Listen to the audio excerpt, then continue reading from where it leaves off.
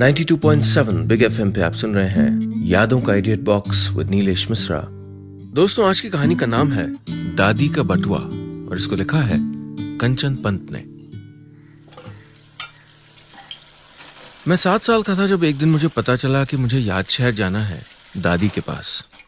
दादी खुद ही आई थी मुझको लेने। पहली बार देखा था उनको। सफेद रंग की नीले किनारे वाली साड़ी, बाल थोड़े काले थोड़े सफेद से, जैसे स्लेट पर सफेद चौक का चूरा बिखेर दिया गया हो। आंखों में चश्मा, चश्मे के मोटे फ्रेम से उनकी आंखें छिपी हुई। उन्होंने मेरी ओर देखा, होठों पे हल्की सी मुस्कान उभरी, लेकिन मैं तय नहीं कर पाया कि मुझको मुस्कुराना चाहिए या नहीं। मैं घबरा के पानी के ड्रम के पीछे छुप गया। दादी को देखते हुए मौसी ने मुझे उनकी ओर धीरे से धकेलते हुए ऊंची आवाज में कहा, लो आ गए रिश्तेदार। अब बच्चे को पाल पोस के बड़ा कर दिया है तो पहुंच गए हक जताने। दादी कुछ नहीं बोली, बस धीरे से मेरे सर पे हाथ रख दिया। बड़ा खुरदुरा भारी सा हाथ था उनका। मैं दादी नाम की उस औरत के घर नहीं जाना चाहता था। मेरे घर में मौसा जी अक्सर मुझको डांटते पीटते थे। मौसी रात की सूखी रोटी खाने के लिए देती थी। रात को मुझको बारामदे के कोने में गद्दा बिछा के सोना पड़ता था। मेरा नाम मयंक से बदल के मनहूस हो गया था, लेकिन वो मेरा घर था। मम्मी पापा चाहे भगवान के घर चले गए हों, लेकिन उस घर में उनके होने का एहसास था। वरना उनके जाने के बाद मौसी ने पहले मेरा स्कूल छुड़वाया। उनके बेटे विभोर ने मेरे कपड़े, मेरा पिगी बैंक और मेरी लाइट वाली पेन सब छीन लिया। और अब यह घर भी मुझसे छीना जा रहा था। मेरा सामान पहले से ही तैयार था। मौसी ने दादी को बैठने के लिए भी नहीं कहा और मेरी अटैची लाके उनके सामने रख दी। दादी ने एक हाथ से अटैची पकड़ी और दूसरे हाथ से मेरी कलाई और धीरे धीरे चलने लगी। दादी का नाम मैंने कुछ ही दिन पहले सुना था। मौसा जी याद शहर गए थे किसी काम से। लौटे तो बहुत खुश थे। मौसी से बोले, मैंने सब पता लगा लिया है। इसकी दादी रहती याद शहर में। बुढ़िया ने इसके माँ बाप को घर से निकाल दिया था। मैंने कह दिया बुढ़िया से इस मनहूस को यहां से ले जाए। 2-4 दिन में आके ले जाएगी इसको। चलो पीछा छोटा, मौसी ने गहरी सांस लेके कहा था। उस दिन के बाद से मौसी पहली वाली मौसी हो गई। न डांटती न ही बासी खाना देती। मुझे लगा कि अब दिन बदल रहे हैं, लेकिन एक दिन वो दिन आ ही गया जब मैं अपने मम्मी पापा के घर से दादी के कैद खाने की ओर बढ़ रहा था। आप सुन रहे हैं यादों का edit box with Nilesh Mishra, सिर्फ 92.7 बिग एफएम पे।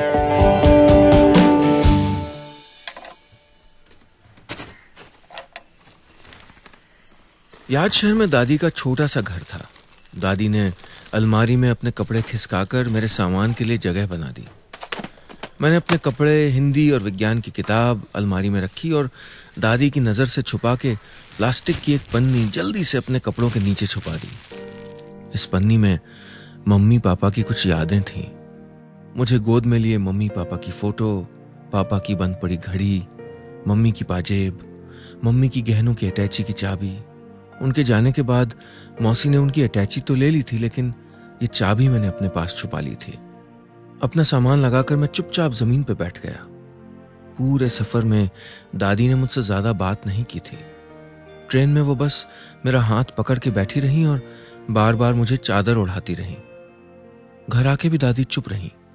सिर्फ एक ही बात पूछी, बैगन खाते हो ना तुम? बैगन मुझे अच्छा नहीं लगता था। मौसी के घर में भी मैं चुपके से बैगन की सब्जी कूड़े में फेंक आता था, लेकिन दादी के पूछने पर मैंने हाँ में सर हिला दिया। दादी जमीन पे बैठ के बैगन और आलू काटने लगी। मैं चोर नजरों से कमरे का मुआयना करने लगा। रसोई वाले कमरे के दरवाजे से दूसरे कमरे की दीवार दिख रही थी। दीवार पर एक फ्रेम वाली फोटो लगी हुई थी, पापा और दादी की फोटो। लेकिन फोटो में मम्मी नहीं थी। मौसा जी ने ही मौसी को बताया था कि पापा ने दादी से बिना पूछे मम्मी से शादी कर ली थी, इसलिए दादी ने उनको घर से निकाल दिया था। मुझे दादी पे बहुत जोर का गुस्सा आया। उन्होंने पापा को घर से नहीं निकाला होता तो मम्मी पापा भगवान जी के घर नहीं जाते। गुस्से में मैंने खाना भी नहीं खाया और वहीं जमीन पे ही सो गया। रात को नींद खुली तो मैं चारपाई पे लेटा था और दादी नीचे जमीन पे दरी बिछा के सोई हुई थी। मुझे अकेले सोने में डर लग रहा था, इसलिए तकिए को कस के जकड़ा और चादर से सर ढक लिया। थोड़ी देर में फिर से नींद आ गई। सुबह नींद खुली तो देखा दादी कमरे में झाड़ू लगा रही थी। मुझे देखते ही बोली, उठ गए तुम? अब जल्दी से तैयार हो जाओ, तुम्हारे स्कूल जाना है। आप सुन रहे हैं यादों का edit box with Nilesh Mishra, सिर्फ 92.7 बिग एफएम पे। पूरे 2 साल बाद मैं स्कूल जा रहा था। थोड़ा डर भी लग रहा था। दादी मुझे लेकर प्रिंसिपल सर के कमरे में गई। तुम्हारा नाम क्या है बेटा? प्रिंसिपल सर ने पूछा। डर के मारे मेरे मुंह से आवाज ही नहीं निकली। मेज के नीचे छुपा हुआ मेरा हाथ कांप रहा था। दादी ने अपने हाथ से मेरी हथेलियों को धीरे से दबा दिया। मैंने दादी की ओर देखा। वो हल्के से मुस्कुराई और मेरा डर थोड़ा कम हो गया। मयंक कुमार पांडे, मैं धीरे से बोला। प्रिंसिपल सर ने मुझे सेकंड क्लास के कुछ और सवाल पूछे। फिर दादी से बोले, एडमिशन हो जाएगा इसका, लेकिन फीस दे पाएंगे आप? हर महीने 500 रुपए फीस लगेगी। दादी ने हाँ में सर हिला दिया। हालांकि वो थोड़ा परेशान दिख रही थी। फिर उन्होंने मुझे बाहर भेज दिया। थोड़ी देर में दादी भी प्रिंसिपल सर के कमरे से बाहर आ गई।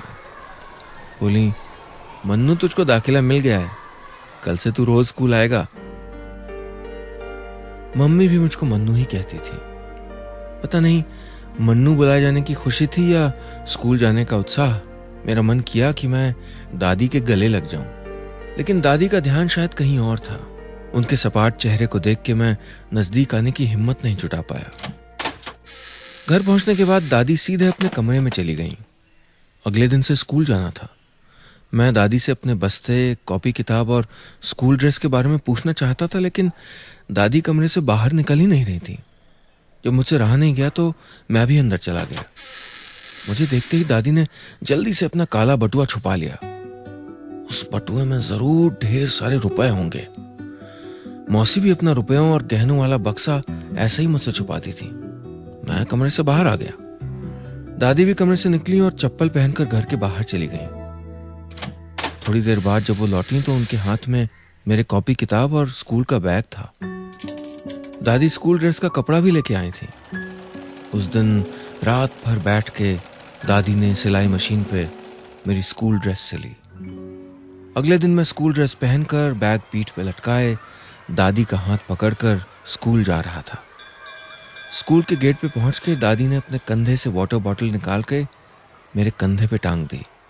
मैं स्कूल के गेट से अंदर घुसा। दादी अब भी खड़ी खड़ी मुझको देख रही थी।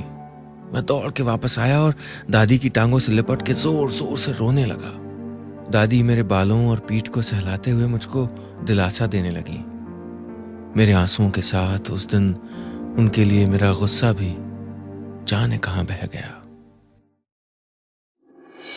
आप सुन रहे हैं यादों का edit box with Nilesh Mishra, सिर्फ 92.7 बिग एफएम पे। धीरे धीरे दादी का घर मुझको अच्छा लगने लगा। दादी ज्यादा बात नहीं करती थी, लेकिन उनकी चुप्पी की भाषा मैं धीरे धीरे समझने लगा था। वो डांटती नहीं थी, फिर भी मैं उनसे ज्यादा बात नहीं कर पाता था। जिद तो बिल्कुल भी नहीं करता था। मुझे आइसक्रीम खाना पसंद था। दादी ने सिर्फ एक बार कहा था कि अच्छे बच्चे आइसक्रीम नहीं खाते। मैंने नहीं पूछा कि अच्छे बच्चे आइसक्रीम क्यों नहीं खाते। अच्छे बच्चे आइसक्रीम नहीं खाते तो क्या खाते हैं? आइसक्रीम खाते बच्चों को देख के मेरे मुंह में आया पानी मैं चुपचाप गटक लिया करता था। एक दिन दादी शाम को मुझको लेके पार्क में गई। उन्होंने मेरे लिए 3 पक्के नियम बनाए हुए थे। पहला, रात 9 बजे मुझको हर हाल में सो जाना है। दूसरा, सुबह उठ के 4 बादाम जरूर खाने हैं। और तीसरा, शाम को पार्क में खेलने जाना है। उस दिन गर्मी थोड़ा ज्यादा थी। मैं खेल रहा था और दादी बेंच पे बैठ के मेरे लिए स्वेटर बुनने लगी। सर्दियां आने में अभी आधा साल था, लेकिन दादी को ज्यादा दिखाई नहीं देता था, इसलिए एक स्वेटर बनाने में ही 5-6 महीने लग जाते थे। मेरा मन तो कह रहा था कि काश 5-6 साल में भी वो स्वेटर पूरा ना हो पाए। पापा के पुराने बनियान के ऊन से बुने उस स्वेटर को मैं 2 बार पहले भी पहन चुका था। बुनाई भले ही अलग होती, लेकिन ऊन तो वही था ना। मैंने सोचा था दादी इस बार नए ऊन का स्वेटर बनाएंगी, पर दादी कहाँ मानने वाली थी। मन्नू जरा इधर आ, नाप तो बता अपनी। थोड़ी देर बाद दादी ने आवाज दी तो मैं बॉल छोड़ के उनके पास भाग आया। मैं दादी के सामने खड़ा हुआ। वो हथेली से मेरी छाती नापने लगी। उनके हाथों की छुअन से मेरे पेट में गुदगुदी हो रही थी। मुझे हंसी आ गई। तभी बगल वाली बेंच पे मेरी नजर पड़ी और हंसी आधे में ही रुक गई। मेरी क्लास की एक लड़की स्वाद ले लेके आइसक्रीम चूस रही थी। अच्छे बच्चे आइसक्रीम नहीं खाते ना दादी? मैंने पूछा। दादी ने चौंक के मेरी ओर देखा। मेरी नजरों का पीछा करते हुए उनकी नजरें आइसक्रीम वाली लड़की पे पड़ी। उन्होंने झट से चेहरा मेरी ओर घुमाया और सख्त आवाज में बोली, नहीं। पर मेरी नजरें आइसक्रीम के उस कोन से अब भी चिपकी हुई थी। आप सुन रहे हैं यादों का edit box with Nilesh Mishra, सिर्फ 92.7 बिग एफएम पे। आइसक्रीम खिलाने के लिए दादी से कहा नहीं था मैंने, पर दिल चाह रहा था कि दादी खुद ही मेरे लिए आइसक्रीम खरीद दें। उनके काले बटुए में कितने सारे रुपए जो थे। मैंने कभी खोल के देखा नहीं था, लेकिन दादी उस बटुए की जैसे हिफाजत करती थी, मुझको क्या किसी को भी पता चल जाता। लेकिन जब दादी मेरा हाथ पकड़ के पार्क से उठा ले गई, उस दिन मैंने उनसे ढंग से बात तक नहीं की। रात को ट्विंकल ट्विंकल भी उनको नहीं सुनाया। मेरा दोस्त अक्कू कहता था कि दादी गरीब थी, लेकिन गरीब बच्चे तो पांडव नगर वाले स्कूल में पढ़ते थे और मैं पढ़ता था केंद्रीय विद्यालय में। अब तो मुझे A for apple, B for ball की स्पेलिंग भी पता थी। मेरे पास कोई खिलौने नहीं थे। कभी खिलौने खरीदने का मन भी नहीं हुआ, लेकिन जब से अक्कू के पापा उसके लिए साइकिल लाए थे, मेरे कानों में सिर्फ साइकिल की घंटी बजने लगी। छोटी सी चमचमाती साइकिल। साइकिल की सीट रुई की तरह नरम थी और हैंडल के आगे लाल रंग की टोकरी थी। जब जब वो साइकिल मेरे सामने से गुजरती, मेरी आंखें बस उसी पे जम जाती। साइकिल पे एक बार बैठने के लिए मैं कुछ भी करने को तैयार था, लेकिन अक्कू ने मुझे कुछ भी करने का मौका नहीं दिया। मुझे क्या, किसी को भी उसने साइकिल पे अपने साथ नहीं बिठाया। दूर से भले देख लूं, लेकिन हाथ लगाने की इजाजत नहीं थी। मैं उसे साइकिल चलाते हुए देखता रहता और झुलसता रहता। एक दिन मैं आंगन में बैठ के 7 का पहाड़ा याद कर रहा था। 7 एकम 7, 7 दूनी 14, 7 तिहाई 21। तभी सामने से अक्कू साइकिल की घंटी टनटनाता हुआ निकला। मेरी नजर साइकिल के पहियों पर थी। हालांकि पहाड़ा में अब भी रट रहा था। 7 छक 58, 7 8 62, 7 9 72। 7 का पहाड़ा 70 की सीमा से बाहर निकल गया तो दादी ने हल्के से मेरी पीठ पे हॉल जमा दी और मैं 7 का पहाड़ा छोड़ के 8 का पहाड़ा याद करने लगा। 8 एकम 8, 8 दूनी 14, 8 तिहाई 21। मेरी आंखें अभी भी अक्कू की साइकिल से चिपकी हुई थी और दादी की आंखें मेरे चेहरे पे चिपकी थी। आखिर 8 का कह के मैं 7 का ही पहाड़ा पढ़ रहा था। 2 दिन बाद मेरा जन्मदिन था। साल में स्कूल यूनिफॉर्म के अलावा सिर्फ इसी दिन दादी मेरे लिए कपड़े लाती थी। सुबह सुबह नहा धो के मैं नए कपड़े पहनता और दादी मेरा हाथ पकड़ के मंदिर ले जाती थी। लेकिन उस साल नहाने के बाद दादी ने मुझको वही पिछले साल वाले कपड़े पहना दिए। मैं रुआंसा हो गया। दादी नए वाले कपड़े नहीं पहना होगी? मैंने पूछा। पूरा बाजार जाके ढूंढ लिया, तेरे लायक कोई कपड़े नहीं दिखे। दादी ने मेरे सर पे कंघी करते हुए कहा। कपड़े ना सही, कुछ तो मिलता, मैं सोच रहा था, लेकिन कंजूस दादी ने सिर्फ खीर खिला के मेरा जन्मदिन खत्म कर दिया। पूरा दिन मैं कमरे में उदास बैठा रहा और शाम को अक्कू फिर साइकिल की घंटी बजाता हुआ मेरे घर आ गया। नहीं, ये अक्कू की साइकिल की घंटी नहीं थी। मैं दौड़ता हुआ बाहर पहुंचा। आंगन में एक चमचमाती साइकिल खड़ी थी, बैंगनी रंग की। मन्नू, साइकिल चाहिए थी ना तुझे? दादी थोड़ा मुस्कुरा दी। मैं दौड़ के साइकिल के हैंडल से चिपक गया, पागलों की तरह उसकी घंटी बजाने लगा। मैंने साइकिल छोड़ी और दादी की टांगों से लिपट गया।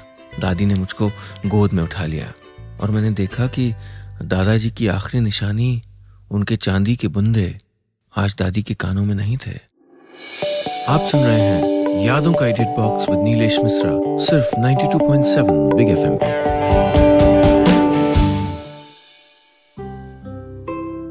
बुंदों के बिना दादी के कान खाली खाली लग रहे थे। दादी, आपके बुंदे कहाँ हैं? मैंने दादी से पूछा तो उन्होंने मुझको कस के गले लगा लिया। अपना प्यार ऐसे जाहिर करना दादी को नहीं आता था और मुझे भी उनके ठोस प्यार की आदत थी, लेकिन दादी का ये रूप भी मुझे उतना ही मीठा लग रहा था। हफ्ते भर में मोहल्ले में साइकिल लिए घूमता रहा। अक्कू की तरह मैं अकेले नहीं बैठता था साइकिल पे। दादी ने कहा था सबके साथ खेलना, और मैं दादी का कहा कैसे टालता। एक दिन शाम को साइकिल लेके मैं घर पहुंचा तो कोई आदमी दादी से जोर जोर से बात कर रहा था। मुझे देखते ही दादी थोड़ा घबरा गई। तू इतनी जल्दी आ गया? जा जा हाथ पैर धो के मंदिर में दिया जला दे, दादी ने मुझसे नजर चुराते हुए कहा। मैं सहमा हुआ अंदर चला गया। वो आदमी फिर चिल्लाने लगा, देखिए बहन जी, साइकिल खरीदते समय आपने कहा था 5 दिन में बाकी पैसे दे दूंगी, कहा था कि नहीं? दादी ने शायद कुछ कहा जो मुझको सुनाई नहीं दिया। आदमी फिर बोला, अरे कोई हमने धर्म खाता थोड़े खोल रखा है, मैं साइकिल ले जा रहा हूं, जब पैसे हो जाएं तो पैसे लेके छुड़ा लेना। मैंने खिड़की के छेद से देखा, वो आदमी मेरी साइकिल लेके जा रहा था। दादी सर झुका के खड़ी थी।